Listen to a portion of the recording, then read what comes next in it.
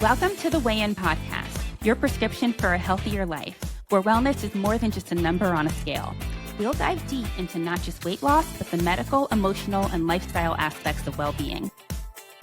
In each episode, we'll weigh in on hot topics ranging from diet myths and exercise trends to mental health and chronic disease management, providing you with the evidence-based advice to guide your health decisions. Remember, it's not just about the weight on the scale, but about creating a healthier, more balanced you. Hello, my friend. How are you? I'm doing great. How are you doing? Good. You look lovely. What's up with these earrings? Are these cherries I see? Yes, they are. I would do. Except they would be like hearts. I love this. They're really cute. Thank you. It's giving they're summer. my fun earrings. Yes, exactly. Okay, so our plan for today is to do a fun little Q&A session. You are to hormones as I am to weight loss and metabolic health. So this would be really cool to have a chance to learn all about hormones from you. This will be cool. This will be cool not just for my patients and for our listeners, but also for me to hear because, like I said, there are a few people that are as well-versed in HRT as you have become.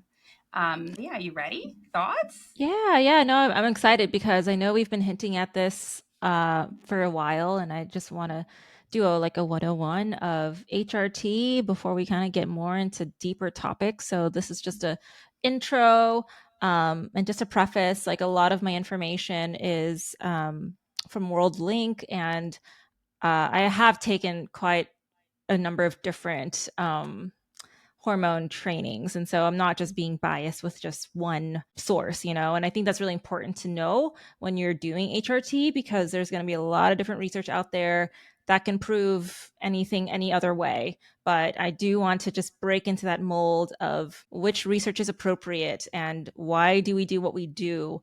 And so I think that's just really important as a patient to go into is to know what your provider is doing, why they're doing it, because we want this to make sense for you as it makes sense for us. But, we're medically trained. And so the way we think is a little different from how a patient that doesn't have any medical background thinks. And so we want this to be something that you can get something out of and make sure that you understand this because hormones are very important in our lives, but I want to make sure that you're getting it done the right way because there are different providers that do things differently. So yeah, very excited to go into it. And as a small plug for Czarina, because she's too humble to do it, if you listen to this and you're like, oh my gosh, I love how Czarina talks about HRT, I want more. Czarina has her own solo show that is fully dedicated to hormone replacement therapy. Tell us a little bit about that, Czarina. Yes, on TikTok and Instagram, every Tuesday I've been doing just these small little bits, like 1-minute episodes. The series is called The Hormone Fix, and it's also just a 101 and eventually a deep dive into HRT. So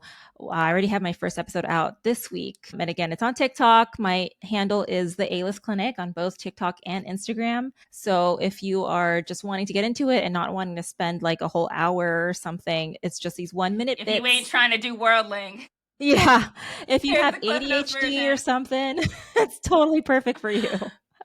So yeah. Perfect. So I'm ready. All right, cool. Let's get into it. All right. So first question is, what led you to start exploring HRT in your own life and also in your A-List Clinic practice? So my own experience with HRT or hormones, it's been with birth control. I've been on oral birth control on and on throughout my life, on and off, I should say.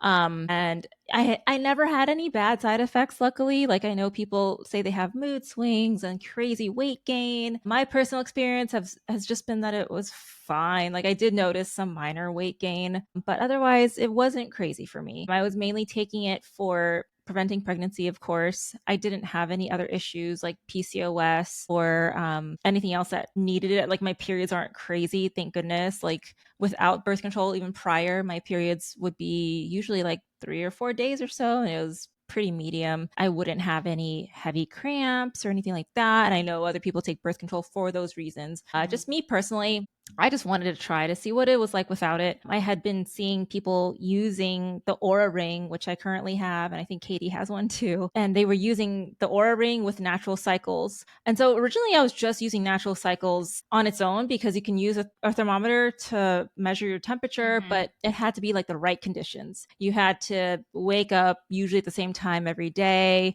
and not have been hungover or sick or, there's certain conditions where the temperature's not accurate. And so it takes about 3 months for it to even calibrate and get used to you. So eventually I just like, I want to do the Aura Ring because it gets an average of your basal body temperature because you're wearing it all day and all night. And so I found that more appropriate, and I felt like it was more accurate than just taking it in the morning. So yeah, it's been very cool. Like the Natural Cycles app will get used to your periods, and after 3 months or so it'll predict pretty accurately when your periods are going to be, so it gives you a range of like a few days. And And then it so can to also, clarify, the Natural Cycles app, it's integrated with the Aura Ring. yeah, they talk to each other, but they're Okay. two separate apps, two Okay. separate things. Yes. This could also be covered by your HSA or FSA if you turn it into your insurance for reimbursement as well. So Natural Cycles can also tell you when you're ovulating. I also like that it breaks down your phases, like your menstrual cycle. It had always confused me for the longest time, and now I know exactly like what's what, especially when you're getting to like your luteal phase, and like that's typically the last 2 weeks of your cycle. So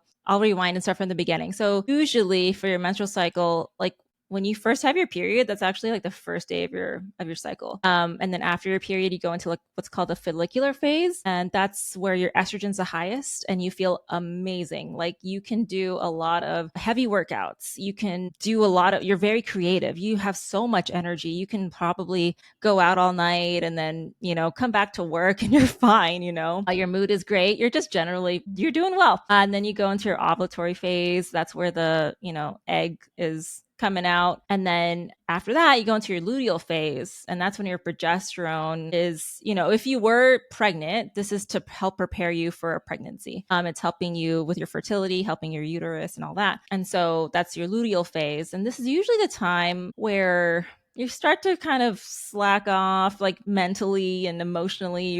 Or you could be moody. This is also where you experience some moodiness and stuff. That's because your body is, again, preparing for either a baby. And if you don't have a baby, then it's going to be your period.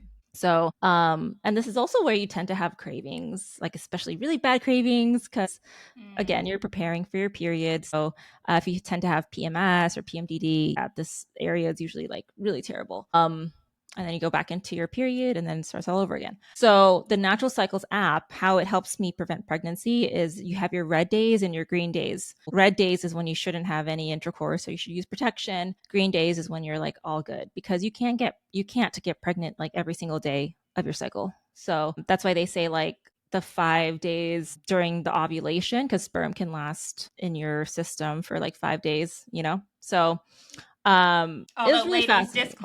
disclaimer, natural family planning can be very effective. However, just so you know, it does not completely eliminate the risk of pregnancy. I usually advise people this is something to do if you don't really want to be pregnant, but wouldn't be horrified if you got pregnant, type of deal. Yes, and also STDs as well. So that's something you should also be aware of. Yeah. So the reason why I did the Aura Ring with Natural Cycles is that I was like, had some level of okayness with if I were to get pregnant.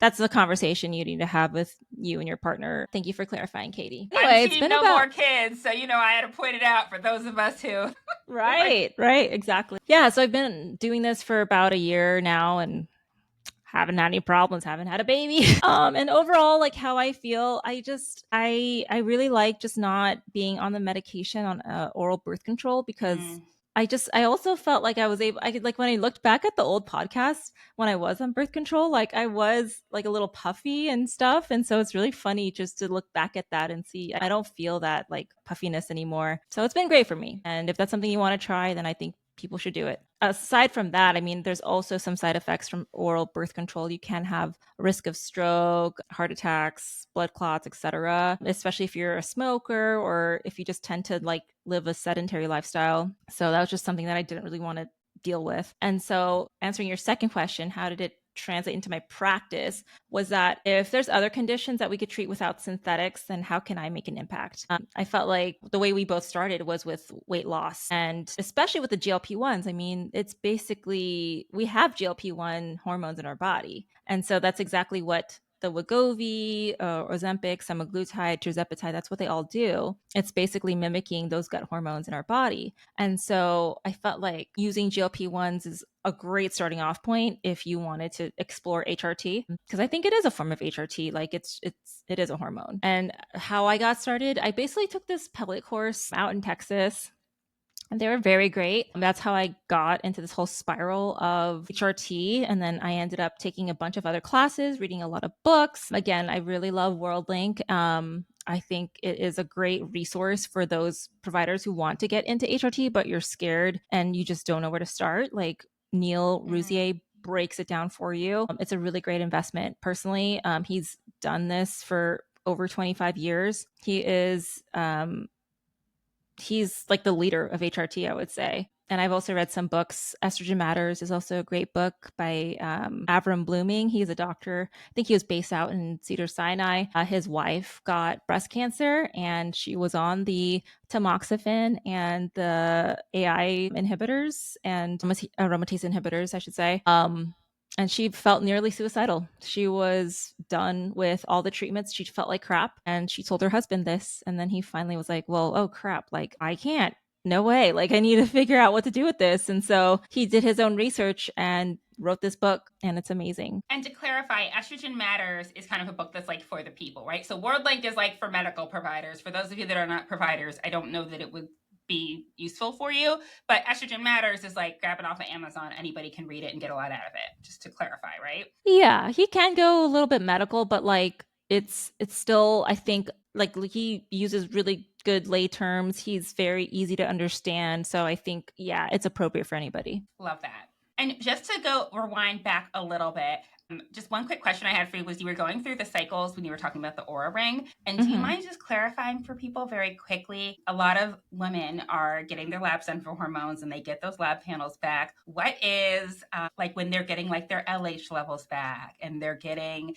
those levels back? Can you just explain like what we're looking for when we do that, when we draw those labs? Yes. So depending on what's your age, what's your symptoms that you're having, and also dependent on the day of the cycle that they're drawn, that's really important to know because we need to figure out where you are in your cycle. But if you're, for example, say someone who has PCOS, like your cycles are irregular, what you would see is called like a FSH LH flip. Again, like towards the first half of your cycle, your FSH, your follicular stimulating hormone, should be pretty high because, again, you're like stimulating the follicles to try to get the eggs ready for pregnancy. And then later on is your luteal phase. That's when you're trying to get your body ready for a potential pregnancy. But if these are off, then either that could indicate some PCOS, possibly.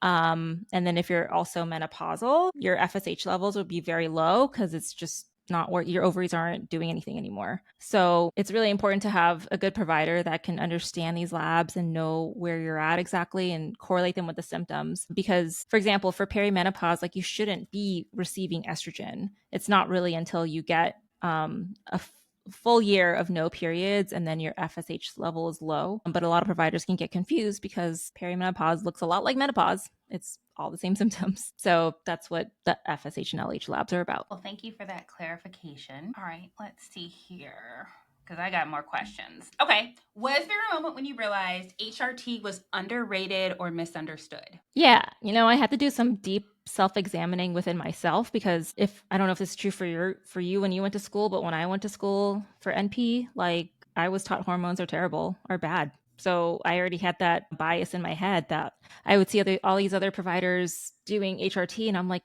what are you doing? Like, this is so dangerous. Why are you? There's so many risks with HRT, especially with testosterone, with the blood clots and cardiovascular disease. So I thought everyone was crazy. Again, just a switch just flipped into me. And somehow I just got into this spiral with knowing more about HRT. Like, it's like, okay, if these other providers are doing it, there must be a reason behind it. So I wanted to explore that and see what it was about.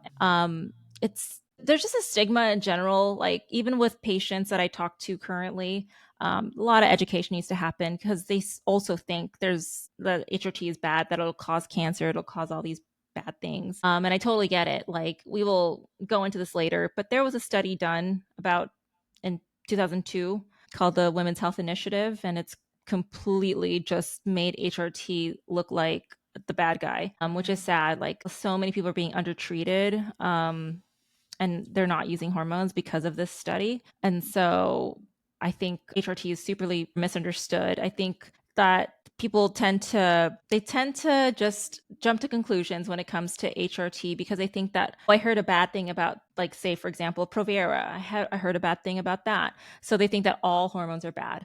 And that's not necessarily true. What we like to advocate is for bioidentical hormone replacement therapy.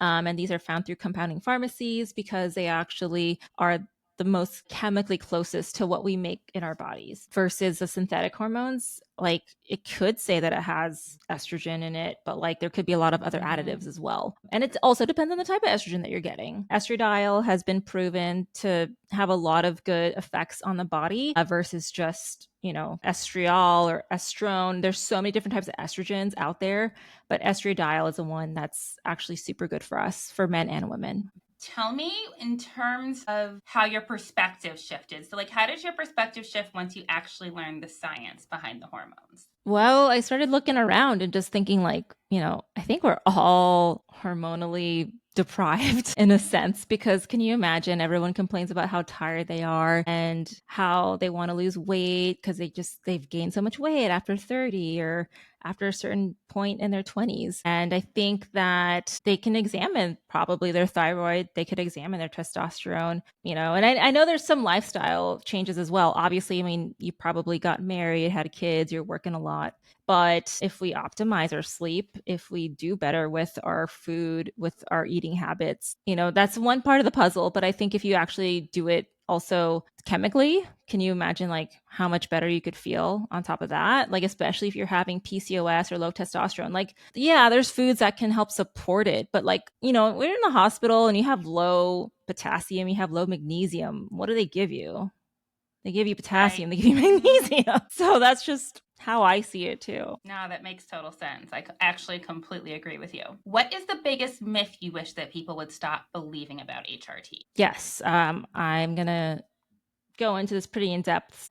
Basically, the biggest myth is that people think that HRT is bad for us. And as I had alluded to earlier, it's that Women's Health Initiative, that study that happened from 2002 to 2006. It concluded early because of the National Heart, Lung, and Blood Institute said that the breast cancer incidences and other health risks of hormone treatment were greater than the benefits. So they actually wanted this study to go on longer, for I think 8 years. It only went on for like 5.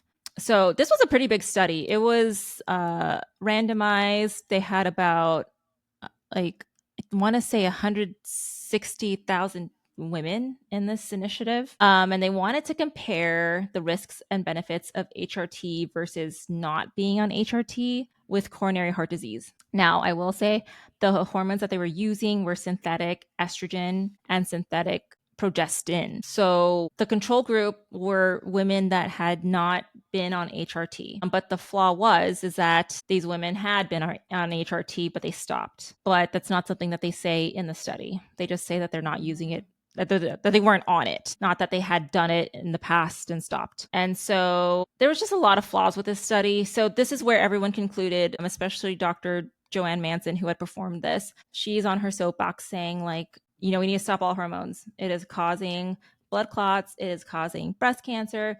It is causing cardiovascular disease, which has been completely unfounded, outdated. It's been 20 something years, and there's been way more studies to prove that this is incorrect. Actually, there's a doctor, her name is Dr. Rebecca Glazer, and she's performing testosterone pellets on women that have active breast cancer. And it's shown that it's actually stops the tumor from growing, if not made the breast cancer go away. But again, like, people don't want to focus on it. They want to focus on the fact that it's bad for you. The reason why is because, kind of going on to a statistics type of mode here, and I'll break it down to make it easy. Basically, what they used in the study was called relative risk. Relative risk is the probability of an event between two groups. So basically, we have the two groups of the HRT versus non-HRT. So it made it seem like it was very significant with just using relative risk. And then absolute risk is the straightforward probability of it happening in a specific group. So if we looked at the absolute risk, it was percent, which is actually very insignificant. So how this translates is for the estrogen and progestin group. Their chances of getting cardiovascular disease and other risks are 37 people per 1,000 people. And then the control group, the ones that didn't take the HRT, it was 30 per 10,000. So this was a critique by James Clark in the NIH. So comparing both of them, there's really not that much significance between the both groups that were doing the HRT. And the way I like to compare this is, I don't know if you've been keeping up with the California news at all, but basically the senator from Alabama, Senator Tommy Tuberville, he said that LA looks like a third world country, that the anarchists are in charge, law enforcement is being attacked, and the rule of law is non-existent. And then Gavin Newsom had come back to him and said, well, Alabama has like 3 times the homicide rate than California. So the perception is a big thing here, but when you actually look at the facts, in the CDC, Alabama ranked 3rd in the country with the homicide rates. So it's 14.9 per 100,000 population. And then California, we ranked 5.9 per 100,000 population. So how does that break down? Basically, Alabama does have 2.5 times more homicide than California does. Depending on how you break down the numbers, it might look like it's big to you or the perception of what you're told. But again, when we broke down the numbers of the group that had the HRT versus non-HRT, it's insignificant of getting those risks of cardiovascular disease, etc. When you're using bioidentical hormones, it's actually super beneficial for so many things. I don't think that you need to be using statins because they actually aren't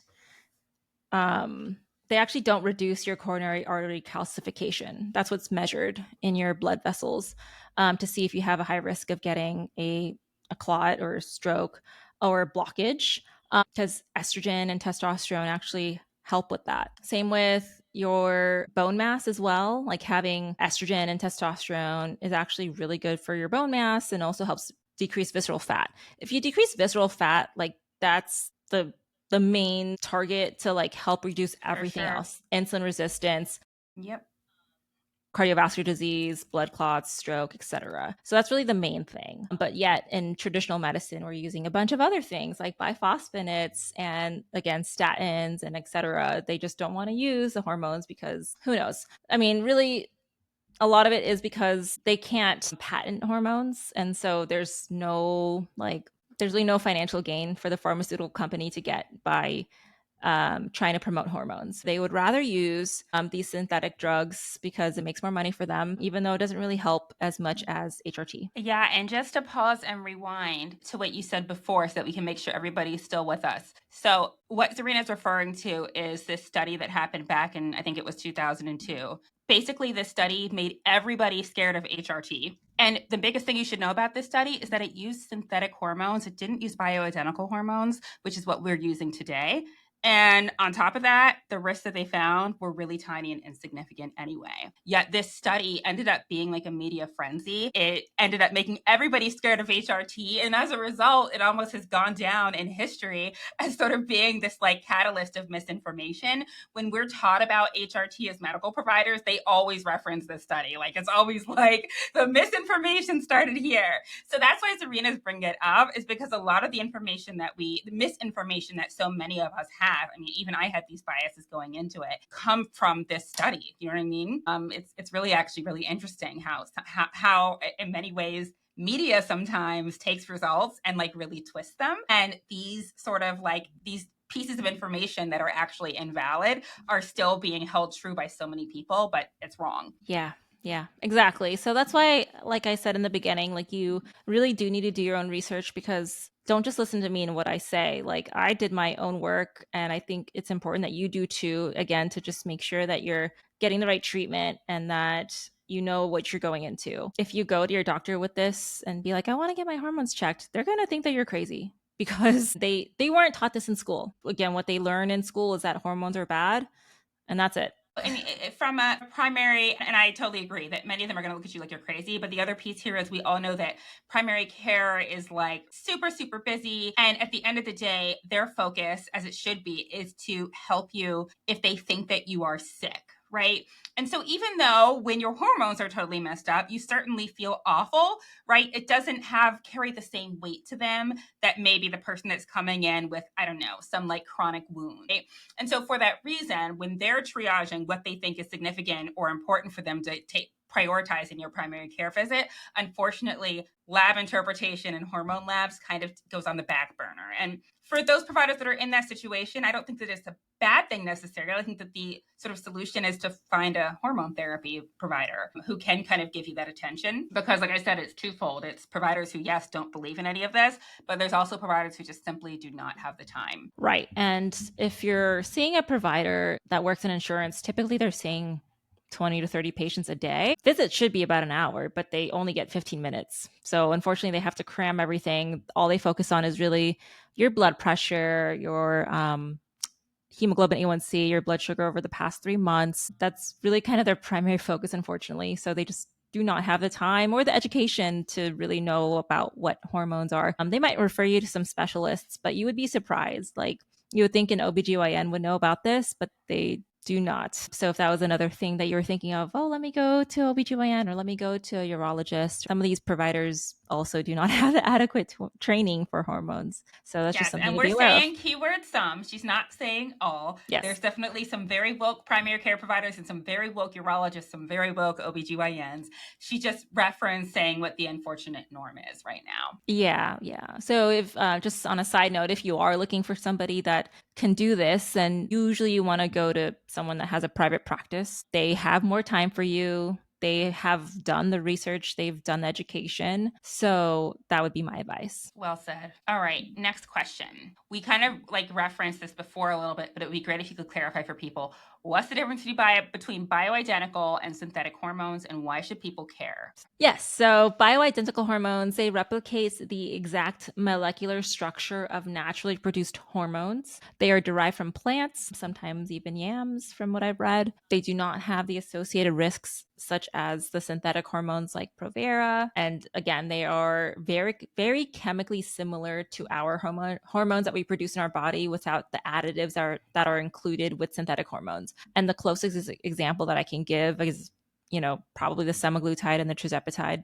Those are pretty much similar to our GLP-1 hormones that we have in our body. I think that's why you should look into bioidentical versus synthetic. It's just less side effects. And there's many research and studies to show that bioidentical hormone replacement therapy is safe for you. And so a lot of people think that hormone therapy is for people who are getting hot flashes or for people who like don't have a period anymore. Can you explain what some of the symptoms are that should be like a red flag for somebody who's concerned about what their hormone status might be? Yeah. Unfortunately, the symptoms are very vague, but probably something that everyone has had at some point. So it would be fatigue, maybe depression, anxiety, low libido, erectile dysfunction, weight gain, insomnia. If you're perimenopausal, you can also have hot flashes and temperature dysregulation. If you're having some thyroid issues, you could just have like cold intolerance, maybe some brittle nails and hair. So very vague. The way you can get this checked out is just to get your labs done, like a comprehensive lab assessment, looking at everything. And that'll let your provider know which hormones that you're deficient at. And even if it looks normal on the lab ranges, like you're still having symptoms, so they could be better. And that's like what we like to call optimized. We like to dial you in into the right dose for you. And those symptoms should go away once we get your hormones optimized. And dude, one other side effect is for low T, definitely for men and women, lack of motivation. That is like a really, really common symptom. And that's like probably the vaguest symptom of all time, but it's the main thing that people say they feel is like a huge difference once they're on testosterone. Even my like wives of guys that get T are like, dude, like he would never even like want to get out of bed or mow the lawn. And now he just seems like so much more motivated. So just like this general like feeling of blah and lack of motivation is totally a symptom. Just something to think about. Yeah. And I feel like guys aren't straightforward about this because they feel like, well, like, I'm a guy, I'm macho. So they might not want to come forward with that information. But yeah, like Katie said, I mean, if your husband feels that way, don't feel scared to like bring that up to your provider, because they could probably bring it up in a different way. If your husband's not like straightforward with you, if maybe if they talk to a provider, it might be a little different. Very, very true. We're starting to see like some couples that want to like come in and get pelleted together, which is really cool. Yeah, So definitely it can be something that you guys do together. Now, that being absolutely. said, who would you not recommend HRT for? I know we're like HRTs to everybody, but who should absolutely not have HRT? Truly, truly, I mean, if you're not open to it, then you probably shouldn't do it because you're just again just mentally going to be thinking no, no, no, like this is not for me. Like I've said, there's many studies to prove that HRT is safe. Probably the one that does come to mind is say like if you have history of blood clots or cancer and you're worried that it'll make it come back or make it worse. Again, there's like no studies to show that HRT does this because I know with, for example, breast cancer, they use tamoxifen or aromatase inhibitors because they think that estrogen makes this worse or makes it come back. Again, like there have been studies done where they did use testosterone to help prevent breast cancer, help it stop the growth, and it has been proven to work. And this is out in Europe. So yeah, if you're just not open to it, then I would just say I think it's just something that you shouldn't a road that you shouldn't go down on because you're going to have other people that agree with you, of course, traditional providers that aren't trained in HRT. So you really need to just do your research, do the work and see why it's been working for other people and how it could work for you. If it's something that you're afraid of, then I think then it's just going to be a no go. Again, there's so many resources out there that I would love to share. So if you're open to it, then let's do it. So are there any are there specific people who have like specific parts of their history who just shouldn't even bother looking into HRT? Again, no, it's really more of a cover your ass type of thing. And I know some providers might feel this way too, because, like, if you really are scared of the blood clots, like, for example, with this testosterone, I know some people are afraid of, well, it could cause blood clots and stuff, but it's for a very specific condition called polycythemia vera. And that's when you have your white blood cells, your red blood cells, and your platelets go up. What testosterone does is it just raises the hematocrit just slightly. And this can also be seen in patients that have sleep apnea, or if you live in a climate such as Colorado where you have high altitude. So this is something that you should talk to with your provider if there's very specific conditions that you're afraid of, and just have a talk with them. But again, like overall, HRT has been beneficial for everybody and everything. You just need to have those specific talks with them and go into the studies and see how it's beneficial for you. I think it definitely is worth having a conversation with one's provider. The other reason why is like a lot of the things that you Google, right? They might give you information that might even be valid, but it might be specific to a specific type of hormone therapy, right? So like my concerns about giving somebody oral estrogen are different than my concerns about like pelleting somebody or giving them a different form of it. So again, it definitely is worth having a conversation with your medical provider to kind of see what would work best for you and what would be the best fit. Well, I have an example. This happened to me recently. This is more in the hospital setting, but I was going to give a patient cryoprecipitate and she's O positive and the cryoprecipitate bag was A positive. So I was setting it all up, connected it to her, and then she was like, "Wait, is this A positive? I thought I can't get A positive." And I called the blood bank, told the doctor. The blood bank said these are not red blood cells, so the cryoprecipitate is actually it's cross matched. You can get the A positive. And so I told the patient this, and she was still insistent. No, like I don't want the A positive because Chat GPT told me I cannot get A positive. So I could understand where she got to that conclusion because yes, if you're receiving red blood cells, then you O positive can only receive certain types, right? But when it comes to cryoprecipitate, which is more for clotting factors, that's completely different. It's universal, so you could actually receive any kind, and it doesn't matter. There's no antibodies, and that's what people are concerned of. Like, what about the antibodies? There's no antibodies with that. So again, yeah, you would have to talk to your provider, have them break it down to you because I can see when you look up something and ChatGPT says one thing. And I also think you need to give some faith into your provider as well because ChatGPT can be mistaken. It is a robot. It doesn't replace someone's critical thinking or their years of school. So just an aside. Absolutely. Couldn't have said it better myself. I completely agree with that. Now, common question. Does HRT help with weight loss? Absolutely, because Testosterone, estrogen, progesterone, all of those, they actually help decrease the visceral fat. And visceral fat is the fat around your organs, which that's not good. You can't necessarily see it, but yeah, it's inside, and that's something that we don't want. So the more visceral fat that you have, it poses a whole bunch of other problems. So then your insulin resistance, your cardiovascular disease, diabetes, and it also affects your metabolism too. So I would say if you are on HRT and your hormones are optimized, you're going to have a way better time with losing weight. So definitely look into that if you're pursuing weight loss, because just doing weight loss medication doesn't have to be the one and only thing that you do. I think if you also optimize your hormones, you'll have a way better time losing weight. Why do you think so many providers are still hesitant to prescribe HRT? You just talked about some of the studies and how many things have been debunked. So why do you think, I mean, we just kind of honed in on some of this, but is there anything else that you would add to that as to why so many providers are reluctant?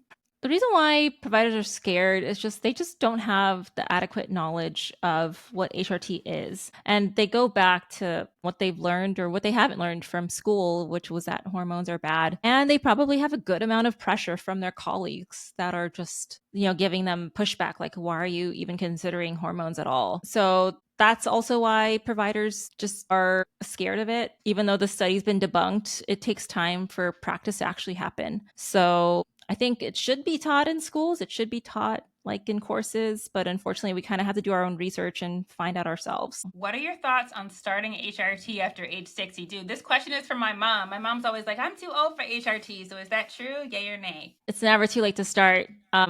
It's beneficial for you. And Neil Rousier from World Link makes this joke that he stops HRT in people over 110 years old. So he's basically just saying that anyone could take it at any time. There's so many benefits to HRT. If you want to prevent Alzheimer's, if you want to prevent cancer, especially breast cancer, colon cancer, ovarian cancer. If you want to like not fracture a bone, like especially when you are in menopause, you have a higher risk of fracturing your bone, like your hip fractures, and that debilitates you. Like after you fracture your bone, then you're stuck with a walker and then you're bedbound and then just all these awful things that can happen after a hip fracture. If you still want to be active and you still want to exercise, you still want to travel, you still want to live your life, you want to have good quality of life, then you should definitely do HRT. And so if somebody, let's say a female, wants to start HRT, what should they specifically be asking their doctor? Comprehensive hormone panel, of course. So we want to be looking at your FSH, LH, your testosterone, your progesterone, your estradiol, thyroid. We could also take a look at your insulin, like your fasting insulin, on top of your hemoglobin A1C, and then your regular, CBC, complete blood count, your electrolytes, your lipid panels, and yeah, it can go even further than that. It can go to DHEA, it can go to SHBG. There's the sex hormone binding globulin. These are all pro hormones before they turn into testosterone and progesterone and estradiol, etc. So it can be super comprehensive as you want, but those are just the basics of hormone labs. And if you're on HRT and you're still not feeling better, like what are the signs that your dose needs to be adjusted? Like what you said, if you're still having symptoms, then probably a time to up your dose as long as you're not really having any terrible side effects. Like, for example, with estrogen, you can have some breast tenderness or some bloating, etc. So you want to make sure that you're being titrated up slowly. Usually, I like to start off slow, go low, go slow. We can always up you. And I think patients should be patient when they start HRT, because sometimes they think that they need to feel like Superwoman or Superman when they start HRT, and that's just not necessarily true. And this is true of weight loss as well. Like when you start on weight loss medication, you're not going to drop 20 pounds in a month. It took time for you to gain the weight, so it'll take time for you to lose the weight. And that's exactly with your hormones as well. You've been living with hormone deficiency for quite a while. So for us to get you to a level where you're going to feel good, it's going to take some time. And everyone's levels are different for everybody. So if you have a friend that's on HRT and they're like, oh, I'm on this dose of testosterone and progesterone, and then you go to your doctor like, hey, my friend is on this, why am I not? Like, you're an individual person and they're just taking their time. And so just, let it happen. And if you feel like nothing's happening, like what I like to do is have my patients before they start HRT I have them fill out a symptom checklist, and it has a severity of how it is. And then afterwards, like after a couple months of therapy, I'd like them to do it again and then see how things have changed, because it might not feel immediate to you, but like progressively it's happening. And so I think it's important to just give it some time and just make sure that you set realistic expectations when it comes to HRT. Now, how long should people expect to be on HRT? It's a great question. Personally, I think as you get older, you get more deficient with your hormones, as evidenced by perimenopause and menopause. For men, they don't have menopause necessarily, but their testosterone does go down. Unfortunately, it's something that they should be on for life. I also think there's a lot of good protective benefits with hormones, as mentioned before. So I think it's safe. It's also similar to like taking vitamins or supplements. Like you take those every day too. Hormones are something that you could take every day as well. There's really no long-term bad side effects with them. So I think that it's definitely something that you should be taking long-term. What pisses you off the most about women's hormones? Like about how women's hormones are treated in medicine? They are just pushed off to the side and gaslit. I actually have a coworker who wanted to go to her traditional OBGYN. So she did. And she's pretty convinced she's in perimenopause. I believe she's in her late 40s. So she went to her OBGYN and had asked her, can I get my hormones checked? And she said, why? Like, why do you want to get your hormones checked? And she said, well, I'm just feeling more tired and I don't really feel as like energetic as I used to. And I just would rather get it checked, like, especially if it's perimenopause. I just want to know. So she was like, all right. So checked her labs, and then I don't know her exact lab results, but the provider told her, oh, they're normal. And she was like, really? And so, yeah, that was the end of that conversation. They didn't really pursue it. And unfortunately, this is how a lot of women are treated, is that like, okay, you're in perimenopause, just deal with it. Like, this is just life. And you don't have to deal with that. Like, there's treatments out there. You can definitely find an HRT provider who can treat you right, get your labs done, and interpret them appropriately and give you the right treatment so that you don't have to deal with all the symptoms that come with perimenopause. Because again, it's very similar to menopause. It doesn't mean that you have to deal with it just because your doctor told you to. Love that. This was great. You just answered the last 3 questions beautifully without even intending to. It was like, the last question was like, what to do if you're being gaslit by your provider, and you just answered that perfectly. So yeah, thank you so much for this little chat. I think that this is a really great intro for people that are wondering if they should try hormone therapy or hormone therapy is right for you. It sounds like Czarina's saying that it definitely is worth asking your provider. Yeah, absolutely. And don't be scared to seek it out. Again, just make sure that you do your research on your own and that you find someone who's qualified in doing HRT, because there's a lot of different ways people have been getting HRT. Like they get their Timu testosterone and their self-titrate. No, you did not say Timu. I sure am, because people are doing the same thing with the weight loss meds. They're getting their like Timu semaglutide, Timu tirzepatide, and these. When I say that, I mean these are research meds that aren't meant for human use, but people are using that. They're using it anyway, so it's not safe. You need to be monitored by a provider and get the results that you want. Because if you're self-titrating these medications your own, like, you don't know what you're doing. Because again, this is a prescribed medication. So just make sure that you're finding someone who is qualified in HRT that is a provider, because I've also heard about people that aren't providers, that are not doctors, not nurse practitioners. They're just a regular Smojo, and they're just prescribing things when they shouldn't. Sure, you're just doing your research, and I want to make sure that you're safe. If you've enjoyed today's episode, please take a moment to subscribe to our podcast, give us a rating, and share with your family and friends who might find it helpful. And remember, we love hearing from our listeners. Connect with us on our social media channels or shoot us an email with your thoughts, questions, or suggestions for future topics. Don't forget to check out our website, www.thewayinandpeace.com, and to follow us on Instagram at thewayinandpeace. If you need one-on-one help with your weight loss or wellness journey, book a private consultation with us. The A-List Clinic can be reached at www.thealistclinic.com or on Instagram and TikTok at The A-List Clinic. And my clinic, Lifefire Weight and Wellness, can be reached at www.lifefireweight.com or on Instagram and TikTok at Lifefire Weight. Thanks again for tuning into the Wayne Podcast with your hosts, Katie and Czarina. Until next time, take care and be well. The information in this podcast is for general information only. It is not intended as medical advice and should not be relied upon as a substitute for medical consultation with a qualified medical provider familiar with your medical needs.